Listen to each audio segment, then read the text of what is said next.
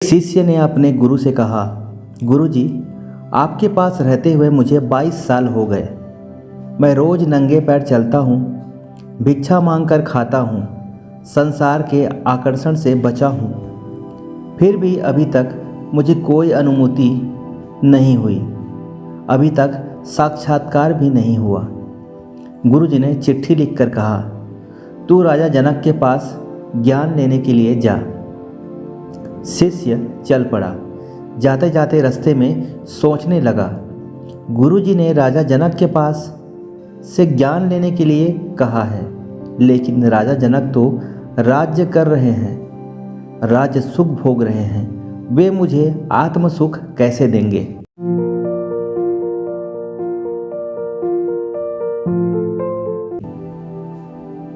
राजा जनक के दरबार में पहुंचने पर शिष्य ने देखा कि राजा जनक सिंहासन पर बैठे हुए हैं। सुंदरियां चंवल डुबा रही हैं, भाट चारण जयघोष कर रहे हैं। सामने महफिल की तैयारी है। राजा जनक का अभिवादन करते हुए शिष्य ने कहा, गुरुजी ने मुझे आपके पास ज्ञान लेने के लिए भेजा है।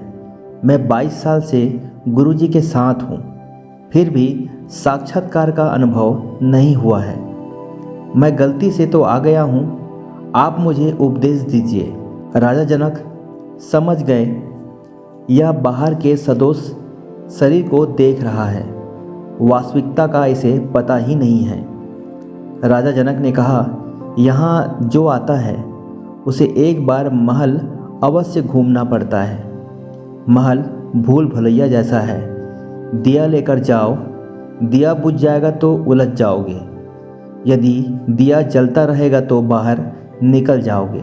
शिष्य हाथ में दिया लेकर गया। राजा ने कहा कि महल भूल भुलैया जैसा है, दिया बुझ न जाए इसलिए खूब जतन से, खूब संभल कर, बड़ी सतर्कता से शिष्य महल घूमकर आ गया और राजा जनक के पास गया। जनक, महल कैसा लगा? महल में क्या क्या देखा? महल में कैसे कैसे चित्र लगे थे? तख्तियों पर क्या क्या लिखा था? कैसे कैसे आकर्षक गलीचे बिछे थे? शिष्य, मैंने कुछ नहीं देखा, मुझे कुछ पता ही नहीं है। मेरी नज़र तो दिए पर थी कि कहीं दिया ना बुझ जाए। मैं महल में ज़रूर था, गलीचे पर ज़रूर घूम रहा था, लेकिन मेरा सारा ध्यान न महल में था न गलीचे पे, वरन केवल दिए पर था। जनक, वत्स, ऐसे ही मैं ज्ञान रूपी दिए के साथ रहता हूँ। बाहर से सारा व्यवहार करते हुए भी अंदर से सतर्क रहता हूँ। ज्ञान का दिया बुझ ना जाए। खाते समय भी मैं साक्षी रहता हूँ कि भोजन शरीर में कहाँ कर रहा है। मच्छर काटता तो है, पर उसका भी साक्षी रहता हूँ कि शरीर को मच्छर ने काटा है। उसको भगाने का भी साक्षी रहता हूँ। क्रोध के समय भी उसका मैं साक्षी रहता हूँ। इस प्रकार ज्ञान रूपी दिए को कभी बुझने नहीं देता। मैं शरीर से अलग हूँ। ऐसा ज्ञान रूपी दिया अगर सतत जलता रहे तो क्रोध के समय क्रोध तपा नहीं सकता, लोभ के समय लोभ डिगा नहीं सकता, मोह मोहित नहीं कर सकता, अहंकार उलझा नहीं सकता। ज्ञान रूपी दिया जलता रहे तो आप भी संसार रूपी भूल भुलैया में नहीं उलझ सकते। 12 वर्ष व्रत उपवास करने से जो पुण्य नहीं होता, वह पुण्य, वह लाभ इस सतर्कता से हो जाता है। फिर राजा जनक ने शिष्य को भोजन करने के लिए बैठाया। वहाँ जहाँ भोजन करने बैठा था, वहाँ क्या देखता है कि ऊपर एक बड़ी सीला एक पतले धागे से लटक रही है। शिष्य भोजन तो कर रहा था, लेकिन आंखें ऊपर लगी थी कि कहीं सीला गिर न जाए। भोजन करके जब वो राजा जनक के पास आया तो राजा ने पूछा, एक से एक बढ़िया से बढ़िया व्यंजन थे, कौन सा अच्छा लगा? शिष्य, महाराज, मैं तो बस खा लिया, क्या बढ़िया था इसका मुझे पता नहीं। मुझे तो ऊपर मौत दिख रही थी, सीला कहीं गिर न जाए उसी पर मेरी दृष्टि लगी थी।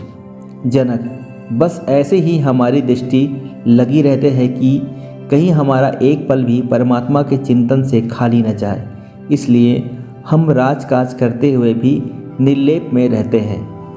अब मैं तुम्हें उपदेश कराता हूँ। अगर आज रात्रि के 12 बजे तक तुझे साक्षात्कार नहीं हुआ तो जो यह तलवार टंगी है इससे तेरा मस्तक काट दिया जाएगा।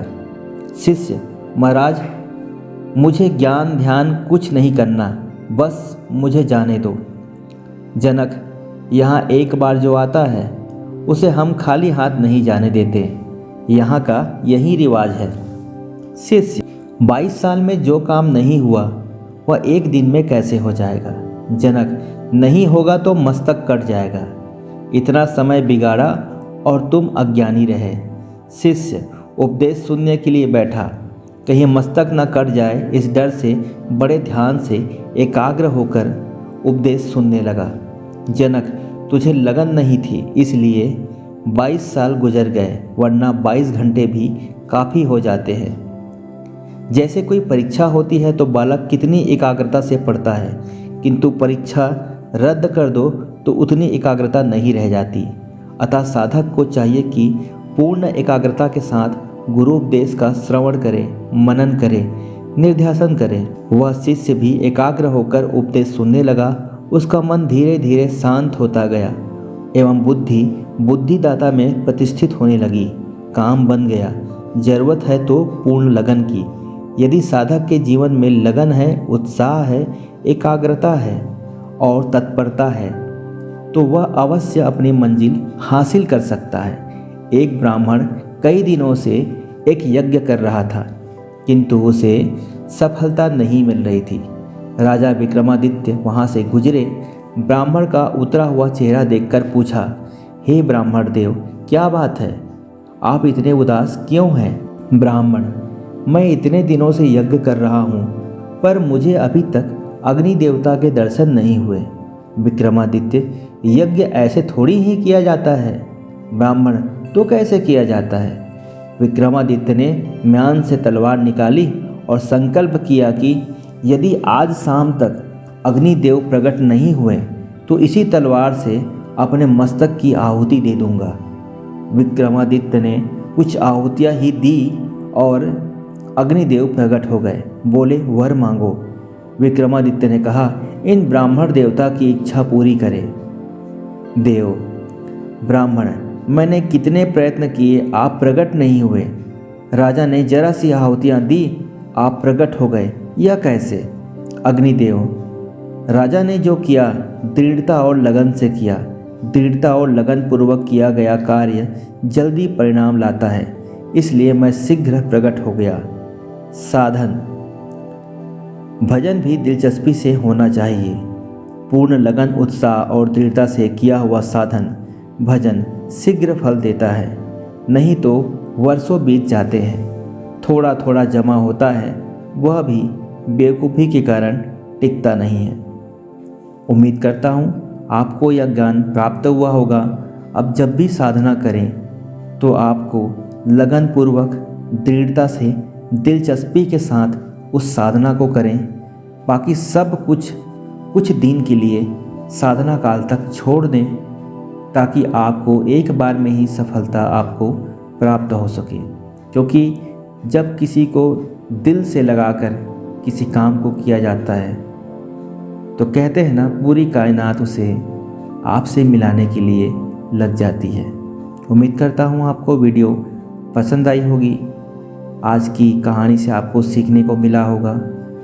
पसंद आया हो तो लाइक कर दीजिए, शेयर कर दीजिए आपके दोस्तों के साथ। इस चैनल को सब्सक्राइब करके हमारा मार्गदर्शक बनिए, हमें सहयोग करें और फिर से एक और दुर्लभ मंत्र और साधना के साथ मैं फिर से हाजिर होऊंगा। तब तक के लिए अपना ख्याल रखें। धन्यवाद।